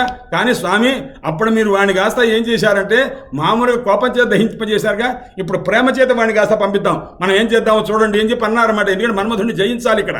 అందుకోసమని పరమాత్మ ఏం చేశారంటే సదాశివునితోటి నాయన అని ఆయన అధరం చేత స్పృశించి అధరంతో తన యొక్క అధరమాధుర్యం, ఈ అధరమాధుర్యం సామాన్యమైన మాధుర్యం కాదు, రాధాధర సుధాపాన శాలినే వనమాలినే అన్నారు మహానుభావుడు. అయ్యా రాధాదేవి యొక్క అధరపానం చేయడం వల్ల కలిగిన ఏ మాధుర్యం ఉందో, ఆ మాధుర్యంతో కూడుకున్న ఏ అధరం ఉందో, ఆ అధరంతో ఆ వేణువుని గానం చేస్తే ఆ గానం చేసినట్టు ఆ ధ్వని కాస్త ఆ గోపికలకు వెళ్ళి ఆ గోపికలు ఎవరెవరైతే ఉన్నారో వాళ్ళందరినీ ఆకర్షించిందిట. వాళ్ళ భర్తలు కానీ, అత్తలు కానీ, మామలు కానీ, కూతుళ్ళు కానీ, కొడుకులు కానీ ఎవరికైనా సంబంధించింది అన్నారు. ఎవరికి లేదయ్యా అన్నారు. ఎందుకంటే మనోహరం అన్నారు. అది మనోహరం అంటే వాళ్ళ యొక్క మనస్సును కాస్త లాగివేసేది అనమాట. అంటే పరమాత్మ వాళ్ళ యొక్క మనస్సును కాస్త తన వేణుగానం చేత లాగేసుకున్నారు. ఇప్పుడు మనస్సు వాళ్ళ దగ్గర లేదనమాట. మనస్సు ఎప్పుడైతే లేదో, మనస్సు లేనప్పుడు ఆత్మ కూడా వాళ్ళ దగ్గరికి వెళ్ళిపోయిందనమాట. మొత్తం యావత్ చిత్తవృత్తులన్నీ కాస్త పరమాత్మ యొక్క స్వరూపంలోకి నిండిపోయి ఉన్నాయన్నమాట. ఇప్పుడు వాళ్ళు ఏం చేస్తున్నారు? గోపికలు గబగబగా వెళ్ళిపోతున్నారు అనమాట. ఒకళ్ళు కాస్త జడ వేసుకునే వాళ్ళు, ఒకడు చేతులకు వేసుకునే ఆభరణాలు, కాళ్ళకు వేసుకునే ఆభరణాలు చేతులకు పట్టగా అది కాస్త అక్కడ పారేసి ఈ రకంగా నానా రకాలుగా చేసి వెళ్ళిపోతున్నారు. దుహంచ పిల్లలకి పాలిచ్చేవాడు వదిలిపెట్టి వెళ్ళిపోతున్నారట. వెళ్ళిపోతుంటే ఏమండి ఇది పద్ధతేనా, ఆయన అలా చేయవచ్చా అంటారు. పిచ్చివాడా, అక్కడ ఏమిటయ్యా అంటే వాళ్ళు ఏమయ్యారయ్యా అంటే జీవభావాన్ని ఆ పరమాత్మ భావాన్ని గ్రహించి పరమాత్మతో ఐక్యం పొందడం కోసం వాళ్ళు వస్తున్నారు. అందుచేత వాళ్ళకి ఈ శరీర బంధం కానీ, శరీరం వల్ల కలిగినటువంటి అనుబంధం కానీ వాళ్ళకు లేదు. అందువల్ల మొత్తాన్ని విడిచిపెట్టి ఆ పిల్లల్ని, భర్తల్ని, అత్తల్ని, మామల్ని, తల్లుల్ని, తండ్రుల్ని అందరినీ కాస్త విడిచిపెట్టి పెడుతున్నారన్నమాట. త్యాగం అంటే అదనమాట. అంటే కనిపిస్తూ ఉండగానే అదంతా కూడా అనిత్యం అని చెప్పి ఇది ఏది నాది కాదని, ఇది ఏది నాకు సంబంధం లేదని. మహాభారతంలో 2 శ్లోకాలను ఒకసారి చూసా. అహమేకో నమేకశ్చిన్నాహం అన్యస్య కశ్చిత్ అదనమాట. భావన ఎలా ఉండాలి? అహమేకః నేను ఒక్కడినే, అమేకశ్చిత్ నాకెవ్వడు లేడు, నేను ఎవడికి కాను. అహమేకః నేను ఒక్కడిని, నమేకశ్చిత్ నాకెవ్వడూ లేదు, నాహమన్యస్య కశ్చిత్ నేను ఎవరికి సంబంధించిన వాడిని కదిలి నేను కాను. కాబట్టి తన్నపశ్యామియో మమ ఎవడు నాకు సంబంధించున్నాడో వాడు నాకు ఎవడు కనిపించలేదు, ఎవడికి నేను సంబంధించున్నానో వాడు నాకు కనిపించలేదు అనమాట. కాబట్టి నేనే ఆత్మస్వరూపము, ఆత్మస్వరూపం కంటే అతిరిక్తమైనది ఏదీ లేదు అనేటటువంటి భావన ఏదైతే ఉంటుందో, ఏతా బుద్ధిం సమాస్థాయ ఈ బుద్ధి ఎవరికైతే ఉంటుందో న ప్రహృష్యతి వాడు దుఃఖపడే పని లేదు, ఆనందపడే పని లేదు, నిత్యానంద స్వరూపుడైనటువంటి వాడు అవుతాడు అని ఉందన్నమాట. అలాంటి స్థితి ఇప్పుడు వాళ్ళంతా పరిగెత్తుకుంటూ వచ్చారు. వాళ్ళు ఎవరన్నా ఆపారా అన్నారు, ఆపలేదు. ఎందుకంటే ఒకళ్ళిద్దరిని ఆపారట. ఆపితే కూడా వాళ్ళు ఏం చేశారు? ఇంట్లోనే కూర్చున్నారు, ధ్యానమగ్నులైపోయినారు ఆ గోపికలంతా కూడా. ఎందుకంటే కృష్ణ పరమాత్మనే భావశుద్ధి చేత పరమాత్మనే ధ్యానం చేసుకుంటున్నారు తప్ప వీళ్ళని ఆపారని కానీ, వీళ్ళ మీద కోపం కానీ, లేకపోతే వీళ్ళని తెంచుకొని పెడదామని కానీ ఆ ఆలోచన లేదు. కట్టివేస్తే కట్టివేయబడ్డారు. కానీ భావాన్ని ఎక్కడ దాచిపెట్టగలరు? అందుకోసం అది ఆ రకంగా చేయలేకపోయారు. ఎందుకంటే గోపికలు కూడా ఒకప్పుడు కృష్ణ పరమాత్మ అంతర్ధానం అయిపోతే అప్పుడు కృష్ణ పరమాత్మ అన్నారు, కృష్ణ పరమాత్మ నాయనా మహానుభావ నన్ను హస్తముక్షిప్య యాతోసి నా చెయ్యి కాస్తా కాదు బెదిరించుకొని నువ్వు వెళ్ళిపోతున్నావు కృష్ణ, అది ఏదో పెద్ద గొప్ప అనుకుంటున్నామో, హృదయాద్యది యాతోసి పశ్యామితే పౌరుషం నా హృదయంలో నుంచి వెళ్ళిపో చూద్దాం, నీ పౌరుషం ఏమిటో అప్పుడు తెలుస్తుందని. నా హృదయంలో నుంచి నేను వెళ్ళనివ్వను, అందుకోసం నేను అలా బంధించున్నాను అనమాట, నీ పౌరుషం అప్పుడు చూస్తానయ్యా అన్నారన్నమాట. అలాగా వాళ్ళు భర్తలందరూ కూడా ఆపేస్తే కూడా ఆ గోపికలు అలాగే ఉండిపోయి ఆ పరమాత్మ ధ్యాన మగ్నులై ఉన్నారన్నమాట. ఎవరైతే బంధింపబడ్డారో, ఇంట్లోనే నిర్బంధింపబడ్డారో ఒకళ్ళిద్దరేట, అలా మిగతా వాళ్ళంతా వెళ్ళిపోయారు. ఒకళ్ళు వస్తున్నట్టు ఇంకోళ్ళకి తెలియదు. అందరూ నేనే పెడుతున్నాను అని ఎవరికి వాళ్ళు అనుకుంటున్నారన్నమాట. అనుకొని పరమాత్మ దర్శనంకి వచ్చారు. స్వామివారు ఒక గురువు అన్నటువంటి వారు శిష్యుని ఎలా పరీక్షించాలంటే వాడికి తెలిసిన విషయమైనా సరిగ్గా తెలిసిందా లేదా అని దాంట్లో ఉన్న అంతరార్థం కోసం చెప్తూ ఉంటారన్నమాట. అలాగే ఇక్కడ వచ్చి స్థూణ నిఖరణ న్యాయము అని ఒక సంస్కృతంలో ఒక న్యాయం ఉంది. స్థూణ నిఖరణ న్యాయం అంటే ఒక పెళ్లి పందిరి వేసేటప్పుడు ఒక గుంజ పాతుతారు. గుంజ పాతిన తర్వాత అది రాళ్లు వేసి మట్టి వేసి అంత గట్టిగా విందంటే కదులుతుందా లేదా అని ఇట్ట కదులుస్తుంటారన్నమాట. కదులుస్తూ ఉంటే కదలలేదనుకోండి బాగా పాతినట్టు అని లెక్క అనమాట. కదిలిందనుకోండి ఇంకా కొద్దిగా దాన్ని గట్టి చేయడం కోసం ఓ ప్రయత్నం చేస్తుంటారన్నమాట. దాన్ని స్థూణ నిఖరణ న్యాయము అని. ఒక గురువు కూడా శిష్యుని యొక్క విద్యను చెప్పిన తర్వాత శిష్యుడు సరిగ్గా గ్రహించాడా లేదా అని వాడి మధ్యలో పరీక్షిస్తుంటారే, దాన్ని న్యాయం చేత పరీక్షిస్తుంటారన్నమాట. ఇప్పుడు గోపికలు రాగంగానే కృష్ణ పరమాత్మ స్వాగతం ఓ మహాభాగా అమ్మా మీకు స్వాగతం. ఏమిటి, ఎందుకు మీకేమన్నా పని చేయమంటారా, ఏదైనా పని నన్ను అడగడం కోసం వచ్చారా? ఆయనే పిలిచారు, వేణుగానం చేసి పిలిచింది ఆయనే. ఏం చేసిన తర్వాత ఈయన ఏమంటారు, నువ్వు ఎందుకు వచ్చారమ్మా, ఏమిటి ఇంత రాత్రి సమయంలో వచ్చారే, ఇక్కడ ఉండటానికి వీల్లేదే చాలు, కాబట్టి తద్జాత మా చిన్న మానస్యం చేయవద్దు, ఇళ్ళకి వెళ్ళిపోండి అమ్మా, ఎందుకంటే మీ భర్తలు ఉన్నారు, మీ తండ్రులు ఉన్నారు, వాళ్ళంతా పిల్లలంతా ఉన్నారు, కాబట్టి పతివ్రతలైనటువంటి వాడు ఇలా ఉండకూడదు, రాకూడదు, వెళ్ళండి అని అన్నారన్నమాట. అంటే అలంకృత్య శిరశ్ఛేద అని సంస్కృతంలో ఒక న్యాయం. అంటే అలంకారం చేసి శిరశ్ఛేదం చేయడం అనమాట. అంటే బలి ఇచ్చేటప్పుడు మేకపిల్లకి దాని కాస్త బొట్టు పెట్టి దాన హడావిడి చేసి పూలదండ వేసి ఆ తర్వాత శిరశ్ఛేదం చేస్తారు. నువ్వే వేణుగానం చేసి నువ్వే మమ్మల్ని పిలిచేట్టుగా చేసి మమ్మల్ని వచ్చేట్టుగా చేసిన తర్వాత ఎందుకు వచ్చారని అడుగుతావేమిటి స్వామి నువ్వు అని చెప్పి మైబమ్మి భోర్హతి, నాయన నువ్వు ఇలా పలకడానికి వీల్లేదు, నువ్వే పిలిచావు కదా అని అంటేను అలా కాదని చెప్పి ఆయన మళ్ళీ పరీక్షిస్తారు. పరీక్షిస్తే కాదు మీరు వెళ్ళండి అని అంటారు. వెళ్ళాలంటే మనస్సు ఉండాలిగా, మనస్సు మా దగ్గర లేదే, మా మనస్సు నీ దగ్గర ఉన్నదే, నీ దగ్గర ఉంటే మేము ఎలా వెళతాం? నేను వెళ్ళాలంటే ఇక్కడ సంకల్పం చేయాలి. కామసంకల్ప విచికిత్స శ్రద్ధ అశ్రద్ధ హ్రియర్భీరిచ్చే తత్సర్వం మన ఏవా, ఇదంతా మనస్సే. మనస్సు ఉంటే కదా మేము చేయాలి, కాబట్టి వెళ్ళాలన్నా వెళ్ళకూడదు అనుకున్నా, కాబట్టి మా దగ్గర మనస్సు లేదు, కాబట్టి మా చిత్తం సుఖేన భవత అపహృతం, మా మనస్సు నువ్వు చాలా సుఖంగా అపహరించేశావయ్యా అన్నాడు. దేనిచేతయ్యా అన్నాడు, వేణుగానం చేత అపహరించేశావు నువ్వు, అందుచేత మేము ఎలా పెడతాము? లేదు నేను వెళ్ళి ఇంట్లో దింపుతా అన్నాను. నువ్వు దింపుతావు సరే, మేము మనస్సు నీ దగ్గరే ఉంది, నీ దగ్గర నుంచి మా దగ్గరికి రాదు, నీ దగ్గరే ఉంది, కాబట్టి మాకు ప్రాణం పోతుందనే భయమూ లేదు. లేదా మేము ఇంటికి వెళ్ళి నేను దింపుతానంటే అక్కడ ఏం చేసే కరమామకిం తత్ర, మేము అక్కడికి వెళ్ళి ఏం పని చేయగలం? వాడు చెప్పాలిగా, ఏదో అత్తగారు చేయమంటుంది కదా, చెప్తే వినాలిగా, శ్రోత్రేంద్రియం వినాలంటే ముందు మనస్సు తెలుసుకోవాలిగా. మనస్సుకు జ్ఞానం లేకపోతే మనస్సు ద్వారా కలిగినటువంటి శ్రోత్రేంద్రియం వినాలి కదా. కాబట్టి మనస్సే లేనప్పుడు శ్రోత్రేంద్రియం ఏం వింటుంది కనుక, ఏ పని చేయడానికి ఇష్టపడుతుంది కనుక కరవామకిం వా, అక్కడికి వెళ్ళి మేమేం చేస్తాం? మేము వెళ్ళం, మేము ఇక్కడే ఉంటాను నాయన అని చెప్పి ఆయన అనేక రకములుగా ప్రార్థించారు. ప్రార్థించే పురుషభూషణ దేహి దాస్యం అన్నారు. మీకేం కావాలి నా దగ్గర నుంచి అన్నారు. వాళ్ళు అడిగిన మాట ఇదనమాట, ఏ పురుషభూషణ దాస్యం దేహి, నాకు దాస్యం, నీ దాసులుగా ఉండాలని అనుకున్నాను అనమాట. దాసోహం అంటే కృష్ణ పరమాత్మ అన్నట్ట. దాసోహం ఆయన పెద్ద దొంగట. ఎందుకంటే ఆయన ఏదైనా సరే దొంగతనం చేసే లక్షణం గొప్పతనం కలిగిన వాడు ఆయన. అందుకోసం వల్ల ఆయన ఎటువంటి వాడు అయ్యాడు. దాసోహం అనే వాడి దగ్గర కూడా ఒకటి దొంగిలించారట. ఏం దొంగిలించారు అయ్యాడు? దొంగిలించేశారండి అన్నారు. దాసోహంలో దొంగిలించేస్తే అవుతుంది, సోహం అవుతుంది అన్నమాట. కాబట్టి దాసోహం అని అంటే ఇంకా చౌరేణ ఆత్మాపహారిణ, మనస్సును కాస్త దొంగిలించే మహానుభావుడు. దాశబ్దశ్చోరితస్తేన, దాశబ్దం కాస్త అపహరించేశారంట. అపహరితి మనోమే, నాయన మహానుభావుడు ఎటువంటి వాడైనా అపహరితి మనోమే, ఆ కోప్యయం కృష్ణచౌర అని అటువంటి ఆ మహానుభావుడు ఒక ఆయన దొంగ ఉన్నాడండి. ఆయన ఏం చేశాడండి? కృష్ణచౌర, కృష్ణుడు నల్ల దొంగ ఆయన అపహరితి మనోమే, నా మనస్సును అపహరించేశాడు. అలాంటి ప్రణత దురిత చౌర, ఎవరో నమస్కారం చేస్తున్నారట, వాడు ఏం ఇవ్వట్లేదుట. అయితే వాడి దగ్గర కూడా దొంగిలించేయాలి, ఏదో ఒకటి ఏం చేయాలి? వాడు చేసుకున్న పాపాలను సరే అది కాస్త దొంగిలించేశారట.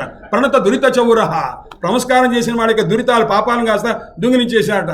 పూతన ప్రాణచౌర, కోపంగా దుష్టత్వంతో వచ్చిన వాళ్ళకి ఆ పూతన ప్రాణాన్ని కాస్త అపహరించేశారన్నమాట.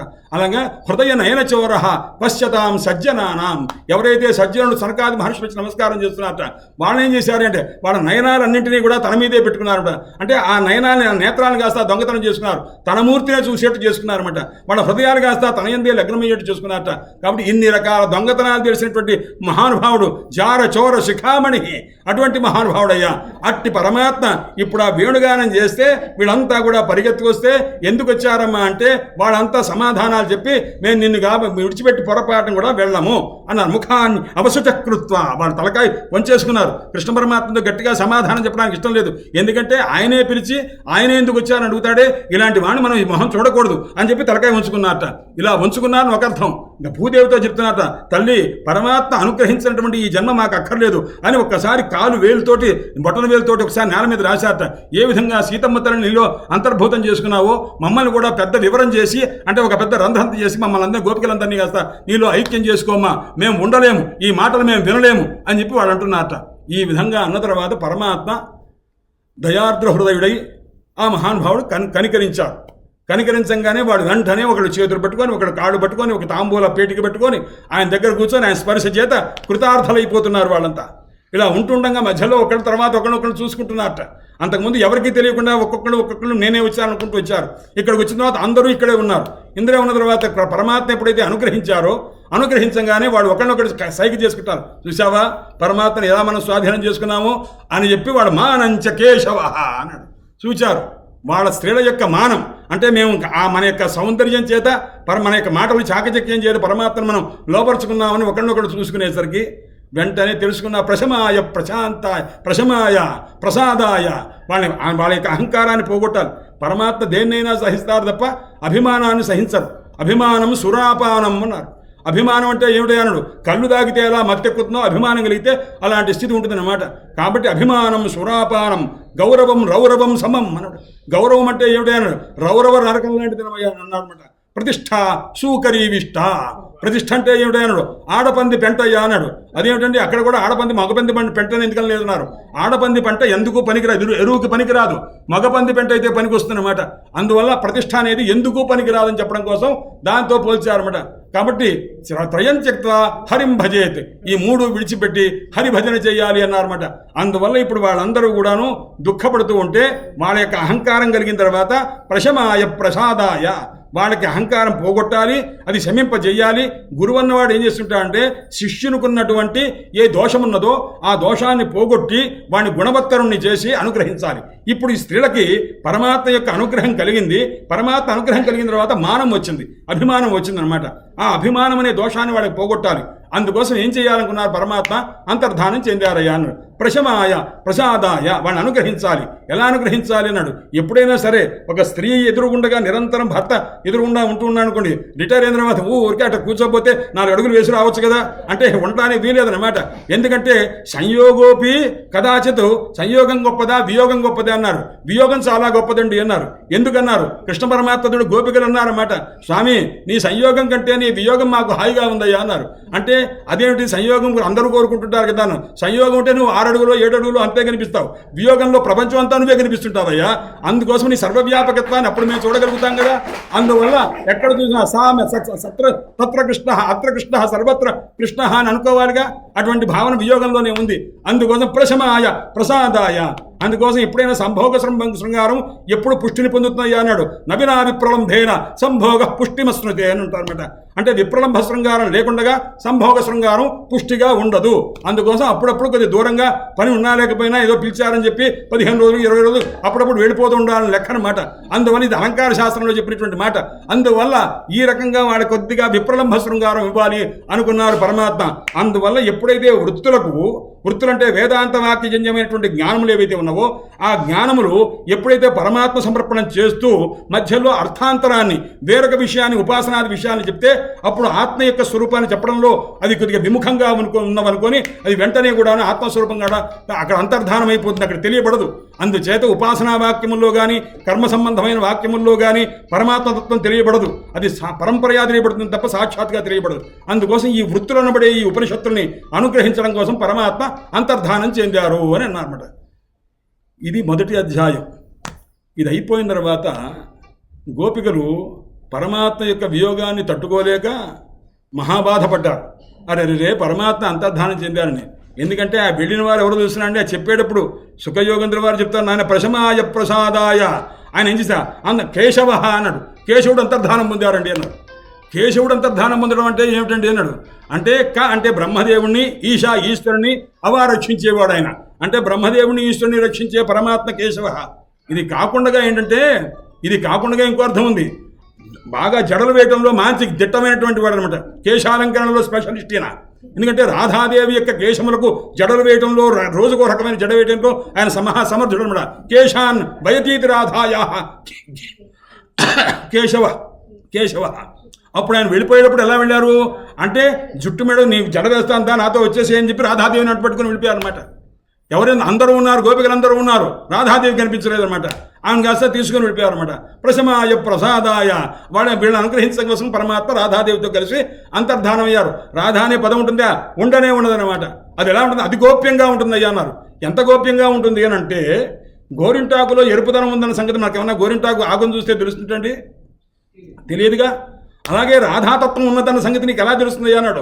గోరింటాకులో ఎరుపుదనం ఎంత రహస్యంగా ఉంటుందో అలాగే రాధాతత్వం భాగవతంలో రాసపంచాధ్యాయులో అంతరహస్యంగా ఉంటుంది, జాగరూకతగా గ్రహించాలి అన్నారన్నమాట. అందుచేత అది అందుకోసం హరే రామ రామ రామ హరే హరే అంటే ఏమిటండి అన్నాడు. ఓ హరి ఓ రామ కాదు నాయన, రాధే కృష్ణ రాధే కృష్ణ రాధే కృష్ణ మొత్తం అదే అనమాట. హర అంటే ఎవరు ఉన్నారు? హర అంటే రాధాదేవికి హర అని పేరు. సంస్కృతంలో ఆకారాంత స్త్రీలింగం, సంబోధన ప్రథమావిక్తి హే సీతే, హే రామే, హే హరే అంటే ఏమిటన్నాడు? ఓ రాధాదేవి అని దానికి అర్థం అనమాట. హరే రామ, హరే అంటే రాధే రామ, రమయతి ఆనందయతి రాధామిది రామ కృష్ణ అనమాట. రాధాదేవిని ఆనందింపజేసేవాడు కాబట్టి రామ అంటే రామశబ్దంలో కృష్ణుడు అని అర్థం అనమాట. హరే రామ రాధే కృష్ణ, రాధే కృష్ణ, కృష్ణ కృష్ణ, హరే హరే, రాధే రాధే అని ఈ రకంగా మొత్తం నామాలన్నింటికీ అదే అర్థం అనమాట. అందుచేత రాధా శబ్దమే తప్ప అక్కడ ఇంకో సంబంధమే లేదు. కలిసంతరణోపనిషత్తు మొత్తం కూడా అదే అర్థం చెప్తారన్నమాట. అటువంటి ఆ పరమాత్మను హర అని ఎందుకు పేరు వచ్చింది రాధాదేవి కంటే, నాయన కృష్ణ పరమాత్మ యొక్క మనస్సును తన యొక్క సౌశ్వర్యం చేత, మంచి మాటల చేత, సౌందర్యం చేత, తన యొక్క ఉపచారం చేత ఆ పరమాత్మ మనస్సును కాస్త హరించింది కాబట్టి ఆమెకు హర అని పేరు అనమాట రాధాదేవికి. అటువంటి రాధాదేవి ఏం చేసినాడు? ఆమె తాలూకు మనస్సును అపహరించిన వారు ఒక్కరే ఒకరు కృష్ణ పరమాత్మ, ఇంతకు తప్పించి వేరే లేదన్నమాట. అందువల్ల రాధాకృష్ణ తత్వము ఒక అభిన్నమైన ఏకాత్మ తత్వము అని అంటుంటారన్నమాట. అట్టి ఆ రాధాదేవితో కలిసి పరమాత్మ అంతర్ధానం అయ్యారు. ఇది ప్రథమాధ్యాయం. మొత్తం 5 అధ్యాయాల్లో విషయం ఏంటో తెలుసునండి. యోగ, మొట్టమొదటి యోగం అంటే కృష్ణ పరమాత్మకు గోపికలతోటి యోగం ఉన్నది, కలయిక. తర్వాత పరమాత్మ అంతర్ధానం అయ్యారు. ఇప్పుడు ఏం చేస్తున్నారు? పరమాత్మ అంతర్ధానం అయితే ఏమి, పరమాత్మ యొక్క లీలలు అని వాళ్ళంతా వెతకడం మొదలుపెట్టారు. అనేక రకాలుగా వెతికేసరికి కొన్ని చెట్లు అవి కనిపించండి. చెట్లను కాస్త అడిగారు. ఎందుకంటే చెట్లు కూడా మామూలు వాడు కాదు, వాళ్ళెవరైనా ఋషులంతా కాస్త పరమాత్మ యొక్క సంబంధం కానీ సాక్షాత్గా ఇంతమంది 1 లక్షల మంది పెడితే బాగా ఉండదని వాడు చెట్ల రూపంగా అవతరించిన వాడు కొంతమంది, గోవుల రూపంగా అవతరించిన వాడు కొంతమంది, దూడలుగా అవతరించిన వాడు కొంతమంది ఇలా ఉన్నారు. పరమాత్మ స్పర్శ ఏదో రూపంగా మనకు అవుతుంది కదా అని ఆ రకంగా ఇది తెలిసి పరమాత్మ ఆ చెట్లను ముట్టుకుంటూ వెళుతూ ఉంటాం, రోజు కూడా ఆకులు కాస్త కోస్తూ వెళుతూ ఉంటాం. ఇవన్నీ చేశారు పరమాత్మ, వాళ్ళని అనుగ్రహించారు. అందుకోసం ఈ విషయం ఎవరికి తెలుస్తుందన్నారు అంటే, అది పాండిత్యం ఉన్నవాడి సంగతి పాండిత్యం ఉన్నవాడికే తెలుస్తుంటారు. సరే, విద్వానేవ విజానాది విద్వజన పరిశ్రమను. అలాగే ఎవరికే తెలుసయ్యా? గోపికలకే తెలుసు. ఈ వృక్షాలు ఋషి రూపమైనటువంటి వృక్షములని, ఇది లతలని కూడా ఉపనిషత్ రూపమైనటువంటి లతలని తెలిసింది. వాళ్ళు అడిగారు. ఒక వటవృక్షం ఉంది, మర్రి చెట్టు ఉంది. నాయన వటవృక్షమా, నువ్వు చూశావా కృష్ణ పరమాత్మని? పెద్దగా ఎత్తుగా ఉంటుంది కదండి, కాబట్టి ఇంత ఉన్న పరమాత్మ ఆ మాత్రం చూడదా? ఎలాగైనా చూస్తుందన్నమాట. ఆయన కాస్త ఏం చేశాడు? నేను చూడటానికి కళ్ళునేమో కానీ నాకు చెప్పడానికి నోరు లేదు కదా అని ఆయన చెప్పలేదు. ఆ మాట అనేసరికి వెంటనే ఆ వటవృక్షాన్ని కాస్త తిట్టారు. నువ్వు కాస్త ఎందుకు పనికిరావని చెప్పి జువ్వి చెట్టును చూపించారు. జువ్వి చెట్టు యొక్క ఆ ఆకులు ఈనలే బాగా పొడవుగా ఉంటుంది, చింతాకులాగా ఉంటుంది అనమాట. కాబట్టి ఓ ప్లక్షవృక్షమా నువ్వు చూసావుటే అన్నారు అనమాట. ప్లక్ష అంటే ఏంటి? విశాలమైన నేత్రములు కలదు అని దానికి అర్థం అనమాట. నువ్వు చూసావా అన్నారు. నేను చూశాను కానీ చూడటానికి చూశాను కానీ చెప్పడానికి నోరు లేదుగా, నేను చెప్పను అనమాట. ఎవరు చెప్పలేదు వాళ్ళకి, ఇంత గోపికలకి. అప్పుడు వెంటనే ఇంత కళ్ళు ఉండటం సరిపోయిందా, నోరు కాస్త లేదని నువ్వెందుకు అని చెప్పి దాన్ని కాస్త తిట్టారన్నమాట. ఆ తర్వాత అశ్వత్థ వృక్షాన్ని పిలిచారు. అశ్వత్థ వృక్షం నారాయణ వృక్షం. స్వామి నువ్వు చూసావా నాయన అశ్వత్థ వృక్షమా? నువ్వు ఎంతో వైరాగ్యం గలవాడు, రేపన్నది లేనే లేదని వైరాగ్యంగా ఉండేవాడివి, నువ్వు చూసావా నాయన అశ్వత్థ వృక్షమా అన్నారు. అంటే అశ్వత్థ వృక్షం అన్నాడు. అమ్మ నాకు చెప్పడానికి నాలుక లేదు కదా అని ఆయన అన్నాడు. అనేసరికి నశ్వత్థ, నువ్వు రేపు ఉండవురా, నువ్వు రేపు పోతావు పో అన్నారన్నమాట. అంతకుముందు ఏమన్నారు? అశ్వత్థ అన్నప్పుడు రేపు ఉండదనేటువంటి వైరాగ్యం కలిగిన ఓ మహానుభావ, నువ్వు చెప్తావా ఆ గోపిక ఎక్కడున్నారు అని అడిగారు అనమాట. అడిగితే ఆయన చెప్పలేదు. చెప్పకపోయేసరికి ఇప్పుడు ప్రశంసించింది కాస్త ఆపోజిట్ అయిందనమాట. రేపు ఉంటే కదా నీ సంగతి, రేపు నీ అడ్రస్ ఏముండదని అశ్వత్థ నశ్వహ తిష్టతి ఇది శ్వత్థ నశ్వత్థ అశ్వత్థ. రేపు ఉండేవాడిని శ్వత్థుడు అంటారు, రేపు ఉండని వాడిని అశ్వత్థుడు అంటారు. రేపు పోతావు పో అని కోపంగా వెళ్ళిపోయారు అనమాట. ఆ తర్వాత గోరిట చెట్టు దగ్గరికి వెళ్ళారు. అది కాస్త ఎట్లా ఉంది అని గాలికి అటు ఇటు ధ్వని అవుతున్నది అనమాట. అవుతుంటే దాని కొరవక వృక్షం ఉంటుంటారు అనమాట. కుత్సితమైన శబ్దం చేస్తావేంట్రా, కృష్ణ పరమాత్మ ఎక్కడికి వెళ్ళారో చెప్పవా నువ్వు అని అడిగారు. అడిగితే చెప్పలేదు. అందుకు దాని కొరవక అని దాన్ని కాస్త తిట్టారు. ఆ తర్వాత తులసి దగ్గరికి వెళ్ళారు.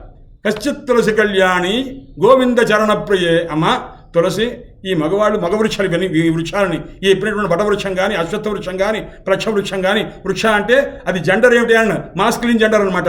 అందుకోసం వీళ్ళకి మగవాళ్ళకి ఏం తెలుస్తుంది, ఆడవాళ్ళకి కష్టాలు. అమ్మా నువ్వు ఆడదానివి తల్లి, నీకు తెలుసు కదా, నువ్వు చెప్తావా అని తులసినట్టుగా కశ్చిత్ తులసి కళ్యాణి గోవింద చరణప్రియే.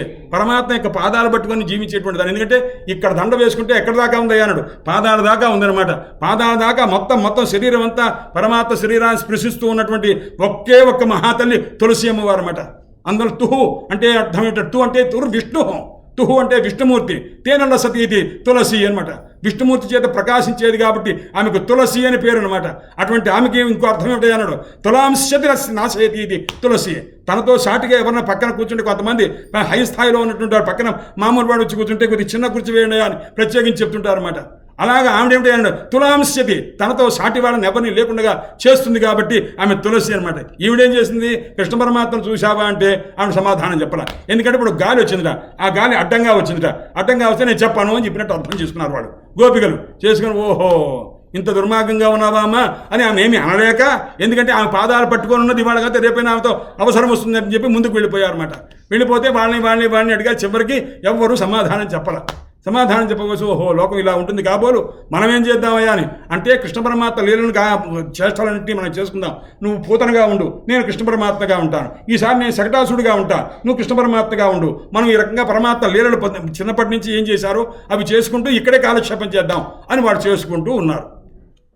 ఇక్కడ పరమాత్మతో వెళ్ళిన రాధాదేవి వెళ్ళింది కదండి. ఆ రాధమ్మ తల్లి వెళ్ళేసరికి ఆమె కాస్త ఏం చేస్తుంది, కొంత దూరం వెళ్ళిన తర్వాత ఆమె కాస్త నేను ఇంకా నడవలేను, నన్ను కాస్త మోయి అని అన్నదనమాట. మోయనేసరికి ఆయన కాస్త మోస్తాను కూర్చో అని చెప్పి ఆయన భుజాన్ని వేసుకుందాం అనుకున్నట్టుగా ఆమె వస్తూ ఉండగా అంతర్ధానం అయ్యారు. ఆమె కూడా ఇదే సమాధానం అయిందనమాట.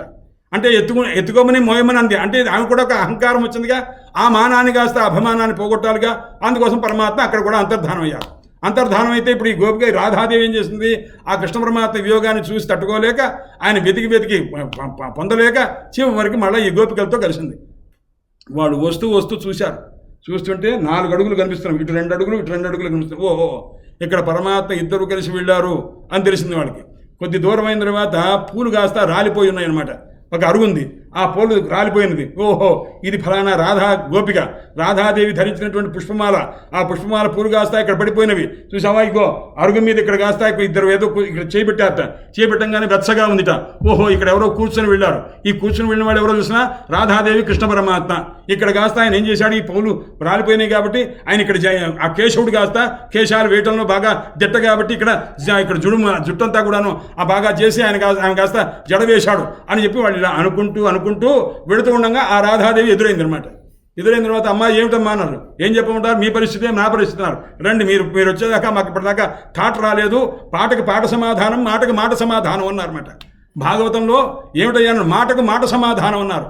పరీక్షన్ మహారాజు శాపం పెట్టిన వాడు శృంగి ఏమని శాపం పెట్టాడంటే 7వ రోజున తక్షకుడు నిన్ను వచ్చి కాటు వేసి చంపేస్తాడని చెప్పి ఆయన శాపం పెట్టాడనమాట.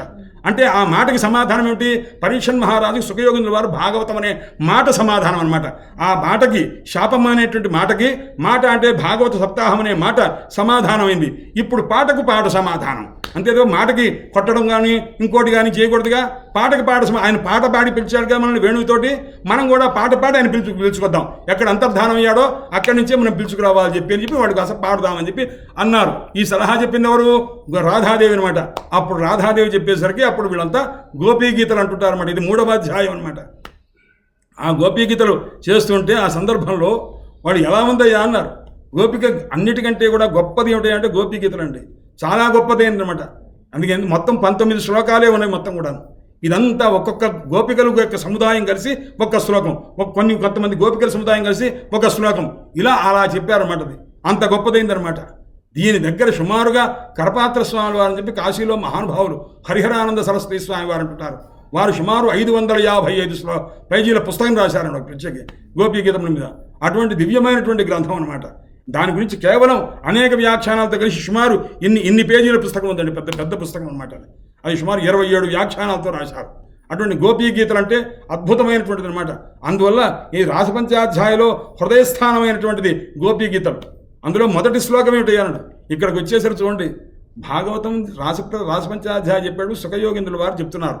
ఎవరికి చెప్తున్నారు, పరీక్షన్ మహారాజు చెప్తున్నారు. పరీక్షన్ మహారాజు వింటున్నారు. వింటూ మధ్యలో మాట్లాడుతున్నారు, ఏమండి ఈ ఆడవాళ్ళందరూ కలిసి కృష్ణ పరమాత్మ వేణుగానం చేస్తే బయలుదేరి వచ్చారు కదా, ఆ వచ్చిన వాడు ఎలా వచ్చారండి, ఒక ఉపపతి దగ్గరికి, అంటే భర్త కానివాడి దగ్గరికి ప్రేమ చేత ఆయనతో కలవాలని వచ్చారు కదా, కాబట్టి అది తప్పు కదండి అన్నారు. ఆయన పరీక్షన్ మహారాజుతో సుఖయోగింద్ర వారు అప్పుడు కోపం తెచ్చుకున్నారట. సుఖయోగింద్ర వారు కోపం రాదండి, ఎప్పుడు వచ్చింది అన్నారు. కృష్ణ పరమాత్మ పక్షం విషయంలో ఆయన సరిగ్గా అర్థం చేసుకోలేదు పరీక్షన్ మహారాజు. ఏమని అర్థం చేసుకున్నాడు ఆయన? ఏమండి ఆయన ఆయన ఉపపతిగా అంటే ఒక స్త్రీలోరుడైనటువంటి వారి దగ్గరికి ఆడవాళ్ళు పరిగెత్తుకొచ్చినట్టు వాళ్ళు వెళ్ళారే, ఇది ఏమిటండి పద్ధతేనా ఇది అని అడిగారన్నమాట. ఇది వస్తుత ఆయన ప్రశ్న కాదండి.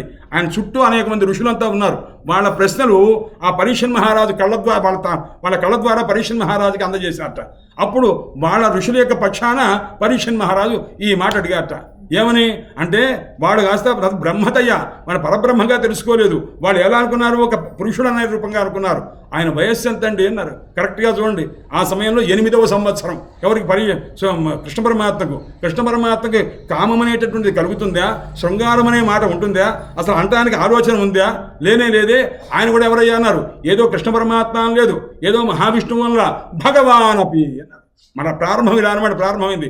భగవాన్ పిత రాత్రి, భగవంతుడు ఐశ్వర్య సంపన్నుడు, అంటే ఐశ్వర్యస్య సమగ్రస్య ధర్మస్య యశస శ్రియ జ్ఞాన వైరాగ్యోశ్చైవ షణ్ణాం భగ ఇతి ఇంగన అన్నారన్నమాట.